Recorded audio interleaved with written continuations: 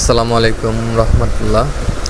আজকে আপনাদের আগের ভিডিও দেখছিলেন যে আপনার যে মুরগি যখন ভিডিও করছিলাম তখন দেখেছিলাম মুরগি ঘরের পাশেই এখানে আমার উঠানে একটা ছোট্ট 1.5 ডিসিমাল হবে, এখানে আমি সবজি চাষ করেছি বাড়িতে করার জন্য বর্ষার সিজনে। যাই হোক, আলহামদুলিল্লাহ দেখেন করলা গাছ আলহামদুলিল্লাহ ফল চলে আসছে, মানে সবজি করলা চলে আসছে।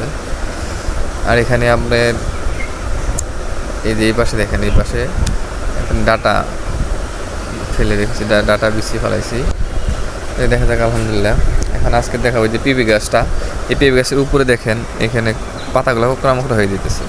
এই নিচে ছোট পেঁপে গাছ এখানে একটা গাছছি, আরেকটা হচ্ছে আপনার মাঝখানে যে দেখাই আপনাদের, এই যে এখানে একটা গাছছি। এটা আপনার আমরা এই পেঁপে জাতি যে এখানে একটা পেঁপে খেয়ে বাইরে বিছিয়ে ফেলে রেখেছিলাম, ওইখানে আপনার এলো গাছগুলো জন্মাইছিল, ওইখান থেকে উঠে এখানে বুনেছি।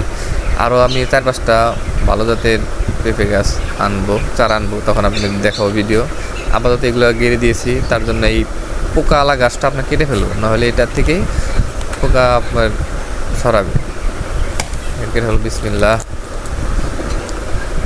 তো এটা না কাটলে কি হবে, আপনার যে ওইখানে যে পোকাগুলো আছে ওইগুলা নিচের পেঁপেতে আক্রমণ করবে, তখন বড় হলেই আপনার গাছ ক্ষতি হবে। আলহামদুলিল্লাহ কেটে ফেলেছি।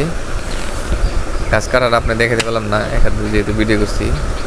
তো এইভাবে এই দেখেন আরেকটা মজার জিনিস দেখা যায়, বেলের চারা নিজ দিয়ে শিকড় এসে এখানে চারাও গজাইছে, ঠিক আছে। বেল কিন্তু শিকড় থেকে চারাও হয়, বিচিত্রি হয়, হয় আমাদের বেল গাছটা কত দূরে। নিচে আমার হলো পোলট্রি মুরগির ছোটো একটা খামার, ওইটা নিজ দিয়ে শিকড় এসে বেল গাছ চারা দিয়ে ফেলেছে এখানে, ঠিক আছে। তো এটা কেটে সরালেও বেল গাছ হয়ে যাবে, চারা হয়ে যাবে। তো আপনার মজার বিষয় দেখেন, এই জন্য বেলের ফুল দেখালাম, আপনারা দেখতে পাচ্ছেন কিনা।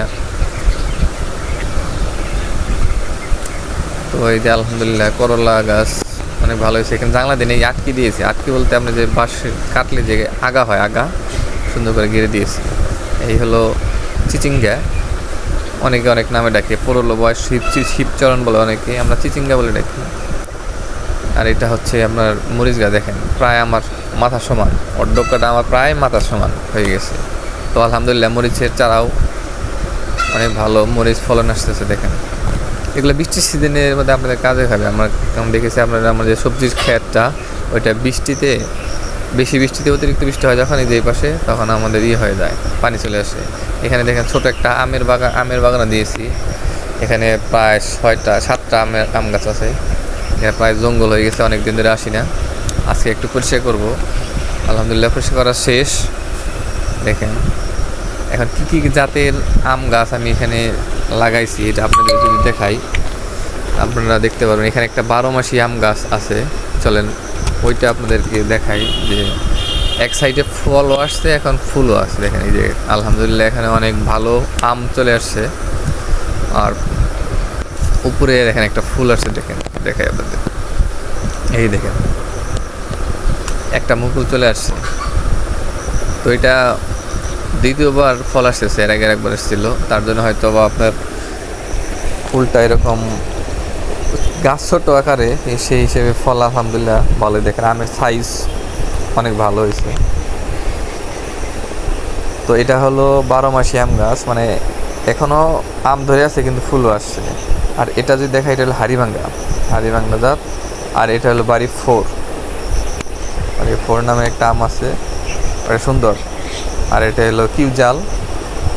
আরেকটা আছে আপনার দেখাই, দেখেন এলো হচ্ছে, এটা হচ্ছে যেটা ফজলি আমের মতন, মানে মল্লিকা আমের মতন, দুটি জাতের মাঝখানে এরকম লম্বা লম্বা আম হয়, অনেক ভালো, অনেক মিষ্টি আমটা যখনই হয়।